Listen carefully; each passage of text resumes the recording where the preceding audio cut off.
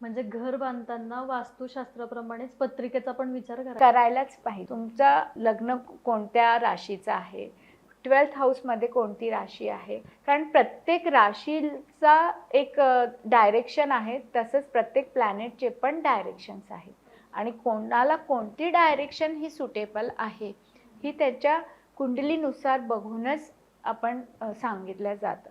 त्याप्रमाणे ती कुंडली बघून कलर सांगितले जातात की तुमच्या घरामध्ये त्यातल्या त्यात कोणता कलर असायला पाहिजे. सगळ्यात बेस्ट आहे की तुम्ही तुमच्या पूर्ण घरामध्ये व्हाईट आणि व्हाईट शेड पूर्ण घरामध्ये तसं ठेवायला पाहिजे. घराच्या मध्यभागी तुम्ही उभं राहा. प्रत्येकाच्या अँड्रॉइडमध्ये कंपास असतो. आपल्या घराची एंट्रन्सकडे तोंड करून उभं राहायचं आहे. त्याच्याने कळेल की कुठे कोणकोणत्या डायरेक्शन्स आहेत.